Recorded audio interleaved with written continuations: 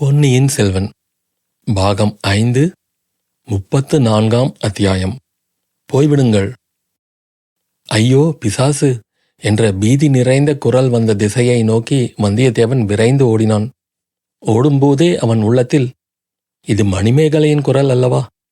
இவள் எதற்காக இந்நேரத்தில் இங்கு வந்தாள்? எதை பார்த்துவிட்டு இப்படி அலறினாள்? பிசாசு என்பது ஒன்று இருக்க முடியாது. பின் என்னவாயிருக்கும்?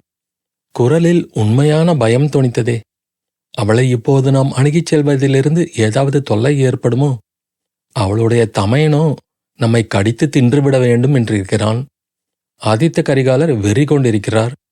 பழுவூர் ராணி மனத்தில் என்ன வஞ்சம் வைத்திருக்கிறாளோ ஒன்றும் தெரியவில்லை என்ற எண்ணங்கள் துரிதமாக தோன்றி மறைந்தன. இப்படி உள்ளத்தில் கலக்கம் இருந்தபடியால் அவன் கவனக்குறைவு அடைந்திருந்தான். திடீரென்று ஒரு பன்னீர் மரத்தின் வேர் தடுக்கி தரையில் விழுந்தான். மேல் துணியின் தலைப்பு பக்கத்தில் இருந்த பூம்புதரில் சிக்கிக்கொண்டது. விழுந்தவன் சமாளித்து எழுந்து உட்கார்ந்து அங்கவஸ்திரத்தை மெல்ல எடுக்க முயன்றான்.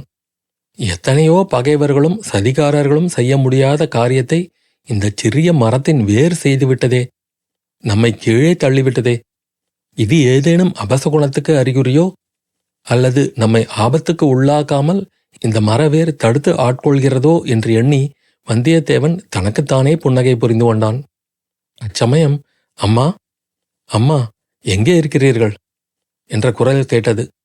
அது சந்திரமதியின் குரல். இங்கே தானடி இருக்கிறேன். அல்லிக்குளத்தின் அருகில் இருக்கிறேன், சீக்கிரம் வா என்றது மணிமேகலையின் குரல். காலடி சத்தங்கள் கேட்டன. காலில் அணியும் நூபுரங்களின் இனிய ஒலிகளும் கேட்டன. அல்லிக்குளம் என்று மணிமேகலை கூறியது அந்த பூங்காவனத்தின் மத்தியில் செய்குன்றத்தின் அருகில் இருந்த சிறிய பளிங்குக்கல் தடாகத்தைத்தான். அந்த குளம் அல்லிப்பூவின் வடிவத்தில் அமைக்கப்பட்டிருந்தது. அதில் சில அல்லிக் கொடிகளும் செங்கழுநீர் கொடிகளும் இருந்தன. அச்சமயம் சில மலர்களும் இருந்தன. இந்த அல்லிக்குளத்தை முன்னமே வந்தியத்தேவன் பார்த்திருந்தான். அதன் அருகிலே தான் அவனும் விழுந்திருக்க வேண்டும். நல்ல வேளையாக அப்பெண்கள் இருவரும் அவனை கவனிக்கவில்லை. பகல் வேளையாக இருந்து அவர்கள் அவன் விழுந்ததை பார்த்திருந்தால் கலகலவென்று சிரித்து அவனுடைய மனம் நோகும்படி செய்திருப்பார்கள். இப்போது மணிமேகலின் துணைக்கு சந்திரமதி வந்துவிட்டபடியால் அந்த பெண்களுக்கு தெரியாமலேயே அவன் அங்கிருந்து நழுவி போய்விடலாம். இதற்கிடையில் அந்த பெண்களின் பேச்சு அவன் காதில் விழுந்தது. அம்மா, எதை கண்டு பயந்தீர்கள்? ஏன் அப்படி கூச்சலிட்டீர்கள் என்றாள் சந்திரமதி. அடியே, அந்த மதில் சுவரை பாரடி. அதன் மேலே ஏதோ தெரிந்தது. தலையில் சடையும் முகத்தில் தாடியும் மீசையுமாக ஓர் உருவம் தெரிந்தது. அதன் கழுத்தில் சொல்ல பயமாயிருக்கிறதடி, மண்டை ஓட்டு மாலை ஒன்று அணிந்திருந்தது. நான் கூச்சலிட்டதும் அது மறைந்து விட்டது என்றாள் மணிமேகலை. நன்றாயிருக்கிறது இளவரசி. தங்களுடைய மனப்பிராந்திதான் அது. பேயும் இல்லை, பிசாசும் இல்லை. இவ்வளவு உயரமான மதில் சுவரின் மேல் யாரும் வந்து உட்கார்ந்திருக்கவும் முடியாது என்றாள் சந்திரமதி. இல்லையடி, என் மனப்பிராந்தியில் அப்படி பேய் பிசாசு ஒன்றும் தோன்றுவது வழக்கமில்லை. ஆமாம், மன்மதனை ஒத்த வடிவழகரின் முகம்தான் உங்கள் கனவிலும் நனவிலும் தோன்றுவது வழக்கம். சீச்சி, இப்போது கூட உனக்கு விளையாட்டா? பின் எப்போது விளையாடுவது? முன்மாலை நேரத்தில் பூங்காவனத்தில் அல்லிக்குளத்தின் அருகே வந்து காத்திருக்கிறீர்கள். முல்லை மலர்களின் மனம் கம் என்று வீசுகிறது. ஆனால் பாவம், என்ன செய்வது? தாங்கள் வல்லத்து இளவரசரை எதிர்பார்த்து கொண்டிருக்க மீசையும் தாடியும் உள்ள பிசாசு வந்து சேர்கிறது. போதும், போதாததற்கு நீயும் வந்து சேர்கிறாய். என்னை பார்த்து விட்டுத்தான் அந்த பிசாசு பயந்து ஓடிவிட்டதோ என்னமோ. கடம்பூர் அரண்மனை பணிப்பெண் சந்திரமதியை கண்டால் பேய் பிசாசுகள், பூதங்கள், வேதாளங்கள் எல்லாம் பயந்து ஓடும் என்பது உலக பிரசித்தியாயிற்றே. சந்திரமதி, உன் வேடிக்கை பேச்செல்லாம் இப்போது வேண்டாம். உண்மையாகவே நான் மதில் சுவரின் மேல் கோரமான ஓர் உருவத்தை பார்த்தேன். நீ நம்பாவிட்டால் வேண்டாம். நீ போன காரியம் என்ன ஆயிற்று என்று சொல்லு. போன காரியம் பலிக்கவில்லை இளவரசி. ஏன் ஏன்? காஞ்சி இளவரசரும் கடம்பூர் இளவரசனும் தான் அங்கே கூடி கூடி பேசிக் கொண்டிருக்கிறார்கள். வல்லத்து இளவரசரை காணவே காணோம். ஒருவேளை அவரையும் எங்கேயாவது அனுப்பி வைத்து விட்டார்களா என்ன? அப்படியும் தெரியவில்லை. தங்கள் தந்தையும் பல்லவரும் தான் மலையமான் அரசரை எதிர்கொள்ளப் போயிருக்கிறார்கள். இடும்பன்காரியை கேட்டேன். இன்று சாயங்காலம் கரிகாலர் வல்லத்தரசர் மீது ஏதோ எரிந்து விழுந்தாராம். அவருக்கு பைத்தியம்தான் பிடித்திருக்கிறது. எல்லார் பேரிலும் எரிந்து விழுகிறார். பிறகு இன்றைக்கு இனிமேல் என் முகத்தில் விழிக்காதே, நாளை பொழுது விடிந்த பிறகு வா என்று சொல்லி அனுப்பிவிட்டாராம். பின்னர் அவர் எங்கே போயிருப்பார் என்றாள் மணிமேகலை. இந்த மாளிகை மதில் சுவருக்குள்ளேதான் எங்கேயாவது அலைந்து கொண்டிருக்க வேண்டும். அதனால்தான் சொன்னேன், ஒருவேளை அவரே பிசாசு போல் வேஷம் போட்டுக்கொண்டு தங்களை பயமுறுத்தினாரோ என்று. இல்லை, இந்த அரண்மனையில் வேஷக்காரர்கள் பலர் இருப்பது எனக்கு தெரியும். ஆனால் அவர் வேஷம் போட்டு ஏமாற்றுகிறவர் அல்ல. இப்படித்தான் நம்மை போன்ற அபலை பெண்கள் புருஷர்களை நம்பி ஏமாந்து போவது வழக்கம். அப்படியே இருக்கட்டும், நீ மறுபடியும் போய் தேடிப்பார். அரண்மனை மதிலுக்குள்ளேதானே எங்கேயாவது இருக்க வேண்டும். இடும்பன்காரியையும் தேடி பார்க்கச் சொல்லு. இளவரசி, அந்த இடுமன்காரியை கண்டால் எனக்கு பிடிக்கவே இல்லை. விழித்து விழித்து பார்க்கிறான். அவனிடம் எனக்கு பயமாக கூட இருக்கிறது. பேய் பிசாசுக்கு பயப்படாதவள் இடும்பன்காரிக்கு பயப்படுகிறாயே. போனால் போகட்டும், அவனிடம் ஒன்றும் சொல்லாமல் இருப்பதே நல்லது. நீயே இன்னொரு தடவை போய் தேடி பார்த்து விட்டு வா. அதுவரையில் நான் இங்கேயே இருக்கிறேன். மறுபடியும் அந்த பிசாசு இங்கு வந்தால் உன் பெயரை சொல்லி விரட்டி அடித்து விடுகிறேன். சந்திரமதி அங்கிருந்து போவதற்கு அறிகுறியான நூபுரத்தின் மெல்லிய ஒலி கேட்டது. மேற்கூறிய சம்பாஷணையை கேட்டுக்கொண்டிருந்த வந்தியத்தேவனுடைய மனத்தில் பற்பல எண்ணங்கள் தோன்றின. சுவரின் மேலிருந்து எட்டி பார்த்த பிசாசு யாராயிருக்கும் என்று யோசித்தான். ஆழ்வார்க்கடியான் காளாமுகனுடைய வேஷம் தரித்து வந்து தன்னை காப்பாற்றியது அவன் நினைவுக்கு வந்தது. ஒருவேளை அந்த வீர வைஷ்ணவனாகவே இருக்குமோ? தஞ்சாவூரிலிருந்து தனக்கு ஏதேனும் முக்கியமான செய்தியுடன் வந்திருக்கிறானோ? இங்குள்ளவர்களுக்கு அடையாளம் தெரியாமல் இருக்க அப்படி வேஷம் தரித்து வந்திருக்கிறானோ? மணிமேகலை தன்னை பார்க்க இவ்வளவு ஆவல் கொண்டிருப்பதின் காரணம் என்ன? எதற்காக தோழியை அனுப்பி தேடி அழைத்து கொண்டு வரச் சொல்கிறாள்? அவன் விஷயத்தில் மணிமேகலையின் மனோநிலை அவனுக்கு ஒருவாறு தெரிந்திருந்தது. அதனாலேயே அவள் அருகில் அதிகமாக நெருங்காமல் இருந்து வந்தான். கந்தமாறனுடைய பகைமையை இன்னும் தூண்டிவிடாமல் இருக்கவும் விரும்பினான். ஆயினும் இப்போது நந்தவனத்தில் வந்து தனிமையாக உட்கார்ந்து கொண்டு அவனை அழைத்து வரச் சொல்லியிருக்கிறாள். ஏதோ முக்கியமான காரியம் இல்லாவிட்டால் இவ்வளவு துணிச்சலான காரியத்தில் இறங்கியிருக்க மாட்டாள். பாவம், அவளுக்கும் ஏதாவது சங்கடம் நேர்ந்திருக்கிறதோ என்னமோ. அல்லது நந்தினி அவளிடம் ஏதாவது செய்தி சொல்லி அனுப்பியிருக்கலாம். கடவுளே, இங்கே இந்த கடம்பூர் அரண்மனையில் உள்ளவர்கள் ஒவ்வொருவரும் மனத்தில் ஏதோ ஒன்றை மறைத்து வைத்துக் கொண்டு இருக்கிறார்கள். சற்று முன்னால் மணிமேகலை கூறியது ரொம்ப உண்மை. எல்லாருமே வஞ்சக வேஷதாரிகள். இவர்களுக்கு மத்தியில் இந்த பேதை பெண் அகப்பட்டு கொண்டு திண்டாடுகிறாள். பழுவூர் ராணி இந்த பெண்ணை எந்த தீய காரியத்துக்கு பயன்படுத்த திட்டமிட்டிருக்கிறாளோ தெரியவில்லை. ஆம், மணிமேகலையின் மனத்தில் ஏதோ சந்தேகம் தோன்றியிருக்க வேண்டும். ஏதோ ஓர் அபாயத்தை அவள் எதிர்பார்த்திருக்க வேண்டும். ஆகையினாலேயே அவள் தன்னுடைய உதவியை நாடுகிறாள். அந்த கள்ளங்கபடமற்ற பேதை பெண் முன்னொரு சமயம் தனக்கு செய்த உதவியை வந்தியத்தேவன் நினைத்து பார்த்து கொண்டான். அவளுக்கு உண்மையாகவே ஏதேனும் துன்பம் நேர்ந்திருந்து தன்னுடைய உதவியை கோருவதாயிருந்தால் அதை மறுப்பது நன்றி கொன்ற பாதகம். எப்படியிருந்தாலும் உண்மையை தெரிந்து கொள்வதற்கு இது ஒரு நல்ல சந்தர்ப்பம். சந்திரமதி போய்விட்டாள். மணிமேகலை தனியாக இருக்கிறாள். யார் கண்டது?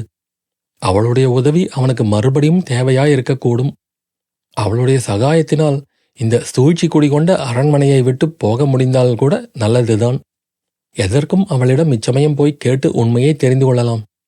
அல்லிக்குளத்தின் கரையில் இருந்த பளிங்குக்கல் மேடையில் மணிமேகலை உட்கார்ந்திருந்தாள். மேகங்கள் சூழ்ந்திருந்த வானத்தில் ஆங்காங்கு சில நட்சத்திரங்கள் சுடர்விட்டு ஒளிர்ந்தது போல் அல்லிக்குளத்திலும் அடர்த்தியாக படர்ந்திருந்த இலைகளுக்கு மத்தியில் மலர்கள் தலை தூக்கி நின்றன. சுற்றிலும் சூழ்ந்திருந்த இருளில் இரவில் பூக்கும் அம்மலர்களின் வெண்மை நிறம் நன்கு எடுத்து காட்டப்பட்டது. அல்லிக்குளத்துக்கு அப்பால் முல்லை புதர்களில் பாதி மலர்ந்த பூக்களும் மொட்டுக்களும் நீல நிற விதானத்தில் முத்துக்களை பதித்தது போல் காட்சி தந்தன. இதை பார்த்து கொண்டிருந்த மணிமேகலை தனக்கு பின்னால் காலடி சத்தம் கேட்டு திடுக்கிட்டு திரும்பி பார்த்தாள். மிகச் சமீபத்தில் வந்திருந்த உருவத்தைக் கண்டு அவசரமாக எழுந்தது போல் கால் தடுமாறி பின்னால் இருந்த குளத்தில் விழப்போனாள். ராஜகுமாரி, நான்தான் என்று கூறிக்கொண்டே வந்தியத்தேவன் மணிமேகலையை தாங்கி பிடித்து கொண்டான். மணிமேகலையின் உடல் சிலிர்த்தது. இயற்கையாக ஏற்பட்ட கூச்சத்தினால் அவனுடைய கரங்களை பற்றி அப்பால் தள்ளிவிட்டு தன்னை விடுவித்துக் கொள்ள பார்த்தாள். ஆனால் அதற்கு வேண்டிய பலம் அப்போது அவளுடைய கரங்களில் இல்லை. அந்த முயற்சியில் மறுபடியும் பின்னாலேதான் சாயும்படி நேர்ந்தது. வந்தியத்தேவன் இன்னும் கெட்டியாக அவளை பிடித்து தாங்கி முன்பக்கமாக கொண்டு வந்தான். மணிமேகலை ஒரு பெருமுயற்சி செய்து தன்னை சுதாரித்துக் கொண்டு, விடுங்கள், என்னை தொடாதீர்கள் என்று கோபக்குரலில் கூறினாள். வந்தியத்தேவன் அவளை விட்டுவிட்டு, ராஜகுமாரி, மன்னிக்க வேண்டும் என்றான். மணிமேகலை இன்னமும் படபடப்பு நீங்காத தழுத்தழுத்த குரலில், தங்களை நான் எதற்காக மன்னிக்க வேண்டும் என்று கேட்டாள். திடீரென்று வந்து தங்களை திடுக்கிடச் செய்ததற்காகத்தான். வந்ததுதான் வந்தீர்கள், எதற்காக என்னை தொட்டு பிடித்து கொள்ள வேண்டும் என்று மணிமேகலை கேட்ட குரலில் அவள் தன்னை நன்றாக சுதாரித்துக் கொண்டு விட்டாள் என்பது வெளியாயிற்று. தாங்கள் குளத்தில் விழாமல் பிடித்து கொண்டேன். அழகாயிருக்கிறது. அன்று ஏரியில் விழுந்து நான் முழுகி தத்தளித்த போது இவ்வளவு பரிவு காட்டவில்லையே. இந்த முழங்கால் அளவு தண்ணீர் உள்ள குளத்தில் நான் விழாமல் காப்பாற்றுவதற்கு வந்துவிட்டீர்களே, அது என் குற்றம்தான். நீங்கள் ஒரு குற்றமும் செய்யவில்லை. குற்றமெல்லாம் என்னுடையதுதான். அது எப்படி? தாங்கள் குற்றம் எதுவும் செய்யவில்லை. என் பேரில் ஏதோ கோபத்தினால் இவ்விதம் சொல்லுகிறீர்கள். முன்னொரு நாள் தாங்கள் வேட்டை மண்டபத்துக்குள்ளிருந்து திடீரென்று நான் இருந்த அறையில் புகுந்தீர்கள். அன்றைக்கும் என்னை திடுக்கிட வைத்தீர்கள். அப்போதே நான் கூக்குரலிட்டு தங்களை என் தந்தையிடம் பிடித்து கொடுத்திருக்க வேண்டும். அன்றைக்கு என்னை பெரும் அபாயத்திலிருந்து காப்பாற்றினீர்கள். அதை என்றைக்கும் நான் மறக்க மாட்டேன். அதற்கு பதில் தாங்கள் நன்றி செலுத்திய விதத்தை நானும் மறக்க மாட்டேன். நன்றி கெட்டவர்களிலே தங்களைப் போல நான் பார்த்ததே இல்லை. இளவரசி, இது பெரிய அபாண்டம். எந்த விதத்தில் நான் நன்றி கெட்டவன் சொல்லுங்கள். தங்களை யாரோ கொலைகாரர்கள் துரத்தி வருவதாக போய் சொன்னீர்கள். நான் வேட்டை மண்டபத்துக்கு போய் பார்த்துவிட்டு வருவதற்குள் என்னிடம் சொல்லிக் கொள்ளாமலே திருடனைப் போல் ஓடிவிட்டீர்கள். திருடனைப் போல் ஓடிவிட்டேன் என்றா சொன்னீர்கள்? திருடனைப் போல் என்று கூறியது தவறு. திருடனேதான். இளவரசி, அன்று நான் எவ்வளவு இக்கட்டான நிலைமையில் இருந்தேன் என்பது தங்களுக்கு தெரியாது. தெரியாதவர்களுக்கு தாங்கள் தெரியப்படுத்தி இருக்கலாமே. யார் வேண்டாம் என்று தடுத்தார்கள்? தங்கள் தோழி சந்திரமதிதான். தாங்கள் வேட்டை மண்டபத்துக்குள் சென்றதும் சந்திரமதி இன்னொரு வாசல் வழியாக வந்துவிட்டாள். அவள் கண்களில் படாமல் இருப்பதற்காக யாழ் களஞ்சியத்தில் மறைந்து கொண்டேன். பிறகு அங்கிருந்து மாயமாய் மறைந்து போய்விட்டீர்கள். இல்லை, மச்சுப்படி ஏறி மாடங்களையெல்லாம் தாண்டி மதில் சுவர் மேலும் ஏறி குதித்துத்தான் போனேன். இளவரசி, அன்று என்னை யாராவது கண்டுபிடித்திருந்தால் நான் ஏற்றுக்கொண்டிருந்த காரியமும் கெட்டிருக்கும். தங்களுக்கும் வசைச்சொல் ஏற்பட்டிருக்கும். இந்த பேதை பெண்ணை பற்றி தங்களுக்கு என்ன கவலை? உண்மையாகவே கவலைதான். அப்படியானால் இங்கே தாங்கள் திரும்பி வந்து இத்தனை நாள் ஆயிற்றே. சொல்லாமல் ஓடிப்போன காரணத்தை சொல்லியிருக்கலாமே. அதற்கு சந்தர்ப்பத்தைத்தான் எதிர்பார்த்து கொண்டிருந்தேன். ஏன் ஐயா வெறும் வார்த்தை? நான் இருக்கும் திக்கையே தாங்கள் திரும்பி பார்ப்பது கிடையாதே. சகோதரி, நான் தங்கள் சகோதரி அல்ல. தாங்கள் என் சிநேகிதன் கந்தமாறனுடைய சகோதரி. ஆகையால் எனக்கும் சகோதரி. கந்தமாறன் என்னுடைய சகோதரன் அல்ல. தங்களுக்கு அவன் சிநேகிதனும் அல்ல. நம் இருவருக்கும் அவன் கொடிய பகைவன். இளவரசி, அதுதான் தங்களுக்கு தெரிந்திருக்கிறதே. சில நாள் முன்வரையில் கந்தமாறன் என் உயிருக்கு உயிரான நண்பனாக இருந்தான். இப்போது அடியோடு மாறிப்போயிருக்கிறான். பார்த்திபேந்திரன் எப்போது என் தலைக்கு உலை வைக்கலாம் என்று பார்த்து கொண்டிருக்கிறான். ஆதித்த கரிகாலரோ நிமிஷத்துக்கு நிமிஷம் மாறுகிறார். இந்த நிமிஷம் அன்பாக பேசுகிறார், அடுத்த நிமிஷம் எரிந்து விழுகிறார். எப்போது என்ன ஆபத்து வருமோ என்று எதிர்பார்த்து காலங்கழிக்கிறேன். இந்த நிலைமையில் என்னுடைய நன்றியை செலுத்துவதற்காக தங்களை நான் தேடி வந்தால், ஐயா, தங்களை காப்பாற்றிக் கொள்வதில் தாங்கள் இவ்வளவு ஊக்கமாயிருப்பது பற்றி நான் மிக்க மகிழ்ச்சி அடைகிறேன். இளவரசி, என்னை பற்றி நான் கவலைப்படவில்லை. என் உயிரை பற்றியும் கவலைப்படவில்லை. தங்களுக்கு என்னால் தீங்கு எதுவும் நேராமல் இருக்க வேண்டும் என்றுதான் கவலைப்பட்டு கொண்டிருக்கிறேன். கவலைப்பட்டு உருகிக் கொண்டே இருக்கிறீர்கள். ஆண் மக்கள் எல்லோருமே வஞ்சகர்கள் என்று சந்திரமதி சொல்லுவாள். அது உண்மை என்று இப்போதுதான் நிச்சயமாகிறது. யார் என்ன சொன்னாலும் சரிதான். என் உயிர் உள்ள வரையில் தங்களை நான் மறக்க மாட்டேன். தாங்கள் எனக்கு செய்த உதவியையும் மறக்க மாட்டேன். மணிமேகலை சிறிது சிந்தனையில் ஆழ்ந்திருந்துவிட்டு, ஐயா, இப்போது தாங்கள் சொன்னதை இன்னொரு தடவை சொல்லுங்கள் என்றாள். 1000 தடவை வேண்டுமானாலும் சொல்கிறேன். என் உயிர் உள்ள வரையில் தாங்கள் செய்த உதவியை மறக்க மாட்டேன் என்று வந்தியத்தேவன் உறுதியுடன் கூறினான். 1000 தடவை சொன்னால் மட்டும் என்ன பயன்? அதை நிறைவேற்ற முயற்சி எடுக்க வேண்டுமல்லவா? எந்த விதத்தில் முயற்சி எடுப்பது? சொல்லுங்கள் இளவரசி. தங்கள் உயிர் உள்ள வரையிலேதான் எனக்கு நன்றி செலுத்துவீர்கள். ஆகையால் தங்கள் உயிரை முதலில் காப்பாற்றிக் கொள்ள வேண்டும். தங்களுக்காக இல்லாவிட்டாலும் எனக்காக காப்பாற்றிக் கொள்ளுங்கள். இளவரசி, இது என்ன? ஐயா, உண்மையை சொல்லுங்கள். சற்று முன்னால் நானும் என் தோழியும் பேசிக் கொண்டிருந்ததை தாங்கள் கேட்டுக்கொண்டிருந்தீர்களா? மன்னிக்க வேண்டும் இளவரசி. ஐயோ பிசாசு என்று தாங்கள் கூவியதைக் கேட்டு ஓடி வந்தேன். அதற்குள் தங்கள் தோழி சந்திரமதி வந்துவிட்டாள். உங்களுடைய பேச்சை கேட்கும்படி நேர்ந்துவிட்டது. தங்களை எப்படியாவது தேடி பிடித்து அழைத்து வரும்படி அவளை நான் அனுப்பியது தெரியுமல்லவா? காதில் விழுந்தது. அதனாலேதான் தங்களை அணுகி வந்தேன். இல்லாவிட்டால் என் அருகிலும் வந்திருக்க மாட்டீர்கள். அடடா, என்ன கரிசனம்!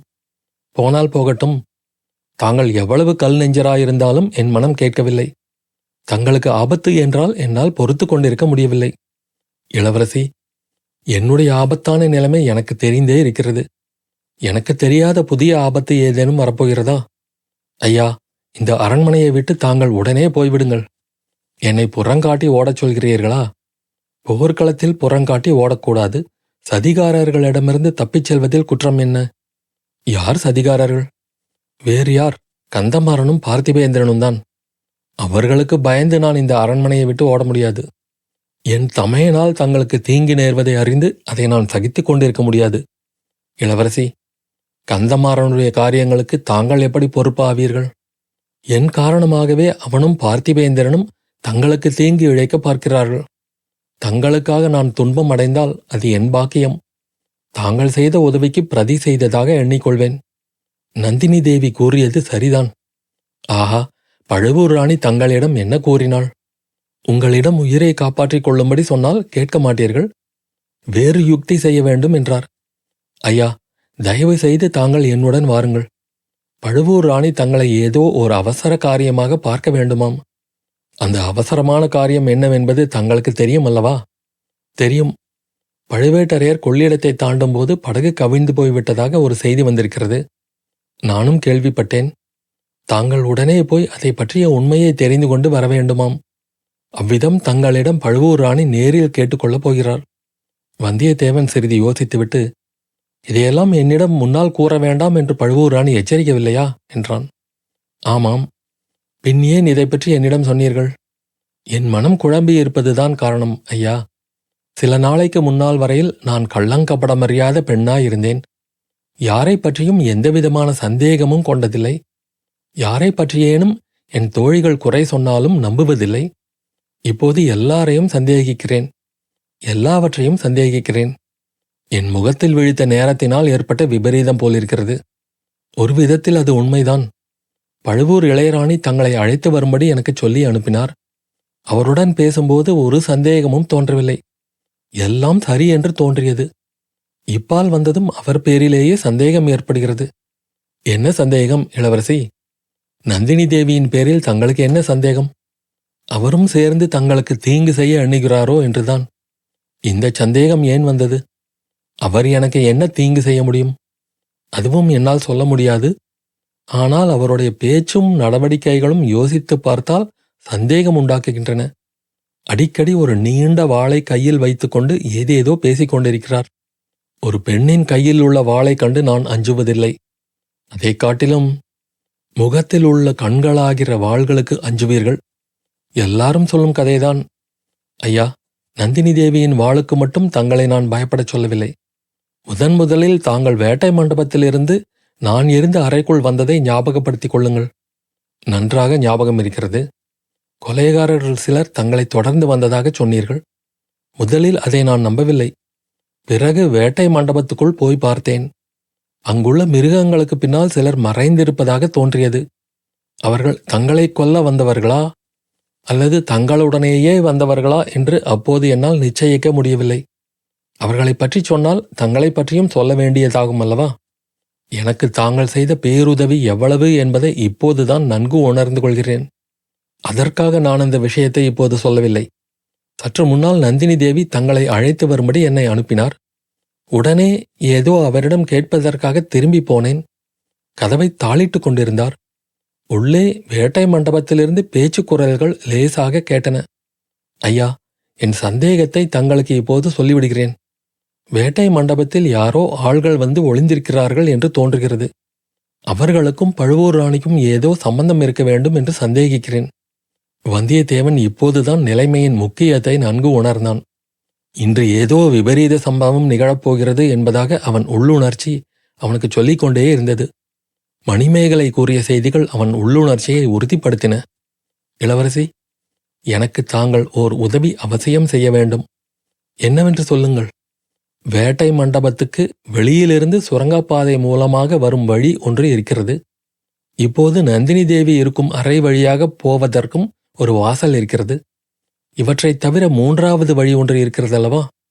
ஆமாம், வேலைக்காரர்கள் போவதற்கென்று ஒரு வழி இருக்கிறது. அரண்மனைக்கு புதிதாக வரும் விருந்தாளிகளை அந்த வழியாகத்தான் என் தந்தை அழைத்துப் போவது வழக்கம். இளவரசி, அந்த வழியாக என்னை இப்போதே வேட்டை மண்டபத்துக்கு அழைத்துப் போங்கள். எதற்காக? அங்கே வந்து ஒளிந்திருப்பவர்கள் யார், அவர்கள் என்ன நோக்கத்துடனே வந்திருக்கிறார்கள் என்று கண்டுபிடிப்பதற்காகத்தான். தங்களை அபாயத்திலிருந்து தப்புவிக்க வந்தேன். அபாயத்துக்கே இட்டுச் செல்லும்படி கேட்கிறீர்கள். என் இடையில் எப்போதும் கத்தி இருக்கிறது. இளவரசி, தெரியாமல் வரும் அபாயத்தை காட்டிலும் தெரிந்த அபாயத்தை எதிர்ப்பது எளிது. அபாயத்தை நாமே எதிர்கொண்டு போவது இன்னும் மேலானது.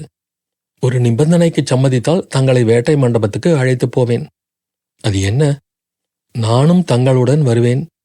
என் இடையிலும் ஒரு சிறிய கத்தி வைத்துக் கொண்டிருக்கிறேன் என்று மணிமேகலை தன்னுடைய கத்தியை எடுத்து காட்டினாள். வந்தியத்தேவன் அதற்கு சம்மதம் கொடுத்தான். அப்படியானால் சீக்கிரம் என்னை பின்தொடர்ந்து பாருங்கள். சந்திரமதி இங்கே என்னை தேடி வருவதற்குள் போய்விட வேண்டும் என்றாள். நந்தவனத்தை கடந்து வந்தியத்தேவனை மணிமேகலை அழைத்துச் சென்றாள். பிறகு மாளிகையின் ஓரமாக சுவர்களின் கரிய நிழல் அடர்ந்திருந்த இடங்களின் வழியாக அழைத்துச் சென்றாள். பிறகு மாளிகையில் புகுந்து ஜனசஞ்சாரம் இல்லாத தாழ்வாரங்கள், நடைபாதைகள் வழியாக அழைத்துச் சென்றாள். பின்னர் கதவு சாத்தப்பட்டிருந்த ஒரு வாசற்படியின் அருகில் வந்தாள். அங்கேயே வந்தியத்தேவனை நிற்கச் செய்துவிட்டு விரைந்து சென்று ஒரு கைவிளக்கை எடுத்து வந்தாள். கதவை திறந்து உள்ளே விளக்கை தூக்கி காட்டிய போது வரிசையாக படிக்கட்டுகள் அமைந்த குறுகிய நடைபாதை காணப்பட்டது. இருவரும் அப்படிகளில் இறங்கிச் சென்றார்கள். சிறிது நேரம் சென்ற பிறகு முன்னால் சென்ற மணிமேகலை சட்டென்று நின்று மெல்லிய குரலில், நில்லுங்கள், ஏதோ காலடி சத்தம் போலிருக்கிறது, தங்களுக்கு கேட்கிறதா என்றாள். அத்தியாயம் முடிவு.